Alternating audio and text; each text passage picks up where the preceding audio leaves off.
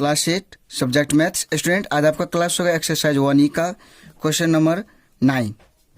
Question number 9 है divide the sum of 13/5 and -12/7 by the product of -31/7 and 1/-2। तो student आपका यहाँ पे क्वेश्चन है, ये दो फ्रैक्शन दिया गया है यहाँ पे, तो इस दोनों का सम में डिवाइड करना किससे, तो इस दोनों का प्रोडक्ट। तो स्टूडेंट चलिए हम यहाँ पे सॉल्यूशन करते हैं क्वेश्चन नंबर 9 का। क्वेश्चन नंबर 9 है, लिख देते हैं यहाँ पे the sum of 13/5 and 12/7 is equal to. तो स्टूडेंट यहाँ पे इसका सम निकाल लेते हैं। इसका सम क्या हो जाएगा, 13/5 प्लस -12 में स्टूडेंट यहाँ माइनस दे देना है, -12/7। स्टूडेंट यहाँ पे 13/5 प्लस माइनस -12/7, 5 और 7 कैल्शियम लेंगे तो 7 5 जा 35। तो स्टूडेंट 5 7 जा 35, तो 7 टाइम्स कटा है, 7 टाइम्स कटेगा तो 13 से मल्टीप्लाई करेंगे तो 13 7 जा 91, माइनस 5 से कटेगा तो 5 12 6 जा 60, 12 5 जा 60। फिर हमें 90 में से 60 जाएगा स्टूडेंट, 1 में से 0 जाएगा 1, 9 में से 3 जाएगा, 9 में से 6 जाएगा 3 बाय 35।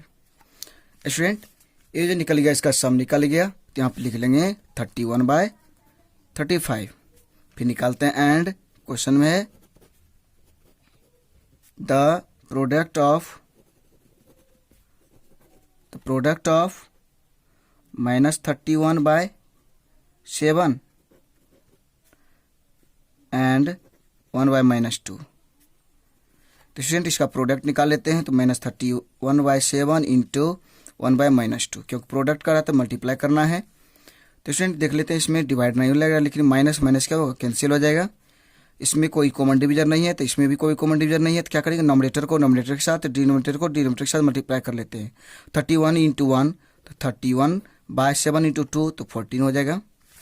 फिर नेक्स्ट स्टूडेंट यहाँ पर हम लोग क्या करेंगे, यहाँ पर जो लिखेंगे हम लोग अकॉर्डिंग टू क्वेश्चन में कहता है इसका सम और डिवाइड कहता करने के लिए इससे। यहाँ पर देखिए क्वेश्चन कह रहा है the sum of 13/5 and -12/7 and by the product of -31/7 and 1/-2।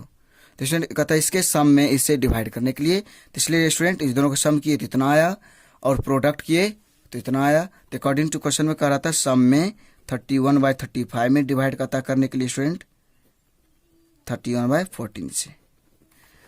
फिर देखते हैं यहाँ पे 31/35 इंटू क्या हो जाएगा यहाँ पे 14/31। तो स्टूडेंट यहाँ पे जो है देखिए 31 कैंसिल, 1 होगा इसका क्वेश्चन, इसका भी क्वेश्चन 1 होगा। देखिए 7 से कटेगा, 7 5 जा 35, 7 2 जा 40। तो स्टूडेंट 1 इंटू देखिए 1 इंटू 2/5 इंटू 1 इजकल 2 हो जाएगा। यहाँ पे 1 इंटू 2 होगा 2, 5 इंटू 1 तो 5 हो जाएगा, तो 2/5। तो ये हो गया आंसर स्टूडेंट। तो नेक्स्ट सॉल्यूशन है आपका क्वेश्चन नंबर 10 का, कहता है डिवाइड द सम ऑफ इतना एंड इतना। सेम क्वेश्चन है student, divide the sum of इतना एंड इतना 65/12 एंड 8/3। स्टूडेंट आपको इस दोनों का सम निकालना है बाय देयर डिफरेंस। तो इसमें डिवाइड किससे करेंगे सम में, तो यहाँ पे कह रहा है देयर डिफरेंस, इसका मीन्स क्या, देयर मीन्स होता है इसी का डिफरेंस निकाल कर डिफरेंस से डिवाइड करना इसमें। फॉर एग्जांपल यहाँ पे जो जैसे बनाए हम लोग यहाँ पे सम निकाले तो इतना आया, फिर यहाँ पे क्या करेंगे हम लोग प्रोडक्ट नहीं निकाल के यहाँ पे डिफरेंस निकालेंगे। तो डिफरेंस किसका निकालेंगे स्टूडेंट, जो यहाँ पे दिया गया जिसका हम सम निकालेंगे इसी का फिर डिफरेंस निकालेंगे, डिफरेंस आ जाएगा। फिर हम लोग क्या करेंगे, जिस प्रकार से यहाँ सम में डिवाइड किए थे, देखिए यहाँ पे सम में डिवाइड किए थे प्रोडक्ट से, तो उसी प्रकार से यहाँ पे सम आएगा और यहाँ पे क्या आएगा, यहाँ पे डिफरेंस आएगा। फिर डिवाइड कर लेना तो आंसर आ जाएगा स्टूडेंट। तो 10 नंबर बन जाएगा आपसे, अगर नहीं बनता तो कमेंट कीजिए, हम आपको सोल्यूशन देंगे। फिर नेक्स्ट क्वेश्चन है 11, fill in the blanks. Fill in the blanks है स्टूडेंट। अब देखिए यहाँ पे 9/8 डिवाइडेड डैश इजकल टू -3/2। तो स्टूडेंट यहाँ पे देखिए आप लोग 9 में किससे डिवाइड किए होंगे कि -3 आया, फिर 8 में किससे डिवाइड किए 2 आया। स्टूडेंट यहाँ पे देखिए क्या होगा, तो यहाँ पे जो होगा स्टूडेंट, अगर हम लोग यहाँ पे सॉल्यूशन करके दिखाते हैं आपको, 9/8 है डिवाइडेड इक्वल टू -3/2। इससे आपको स्टूडेंट अगर मेथड के अनुसार बनाइएगा तो आपको हम बता चुके हैं फार्मूला, क्योंकि देखिए डिवाइड का साइन है तो इस साइड जो है डिविजर लिखाता है, इस साइड डिविडेंड लिखाता है स्टूडेंट, और इक्वल टू में जो होगा क्वोशिएंट होगा। तो आपको बोले थे अगर डिविजर निकालना हो तो हम लोग क्या करते हैं, आपको एक और फॉर्मूला बताएं यहाँ पे, देखिए divisor a equal to b q plus r. तो स्टूडेंट यहाँ पे आर हमेशा क्या होगा 0 होगा, तो यहाँ पे 0 आर को हटा देते हैं स्टूडेंट। तो हम लोग यहाँ पे है ए इक्वल टू बी क्यू लिखते हैं। अगर बी डिविजर है, क्यू क्वोशिएंट है, ये डिविडेंड है। देखिए स्टूडेंट बी का रहेगा निकालने के, तो हम लोग क्या करेंगे ए में बी से डिवाइड कर देना है। फिर अगर क्यू कहेगा निकालने के लिए, तो ए में बी से डिवाइड करना है, डिविडेंड में डिविजर से डिवाइड करना है। और स्टूडेंट डिविजर कहेगा निकालने के लिए तो हम लोग क्या करेंगे, डिविडेंड में क्वोशिएंट से डिवाइड करना है। सेम क्वेश्चन यहाँ पे स्टूडेंट, यहाँ देखते हैं 9/8 है और ये जो है डिविडेंड हो गया, ये डिविजर हो गया, ये क्वोशिएंट हो गया। क्या देख रहे हैं, डिविजर का था निकालने के लिए, तो डिविजर निकालने के लिए अभी जस्ट बोले थे डिविडेंड बाय क्वोशिएंट करना है। तो क्या देख रहे हैं यहाँ पे, आपका जो यहाँ पे है डिविडेंड 9/8 है और इसमें डिवाइड करना क्वोशिएंट आपको -3/2। तो 9/8 डिवाइडेड मल्टीप्लाई हो जाएगा 2/-3। तो स्टूडेंट यहाँ पे माइनस है तो माइनस नीचे नहीं लिखा जाता, तो ऊपर चल जाएगा, ये डायरेक्ट माइनस कर लें, ऊपर प्लस हो जाएगा। 3 × 3, 3 × 3 = 9, फिर 2 × 1 = 2, 2 × 4 = 8। क्या देख रहे हैं, ये माइनस होता है तो ये माइनस हो जाएगा। 3 × -1 तो -3, 4 × 1 तो यहाँ पर हो जाएगा 4। तो क्या देख रहे हैं, -3/4। तो यहाँ पर क्या होगा, -3/4 हो जाएगा स्टूडेंट। तो ये आंसर हो गया। तो आप लोग जो है इस टोटल क्वेश्चन को बनाइए। देखिए यहाँ पे कहता है क्वेश्चन आपको डिविजन निकालने के लिए, डिविजन निकाल दिए हम। यहाँ इस क्वेश्चन में जो कहता है डिविडेंड कहता निकालने के लिए, स्टूडेंट आपको बोले थे डिविडेंड ए का वैल्यू निकालने के लिए बी × क्यू निकाल देना है, हो जाएगा नहीं कि स्टूडेंट इस दोनों को मल्टीप्लाई कर लेना है। फिर यहाँ पे डिविडेंड करना है, तो स्टूडेंट आप लोग जो है -3 = -4/15 है, तो इस दोनों को क्या करना, मल्टीप्लीकेशन करके यहाँ पे लिख देना है।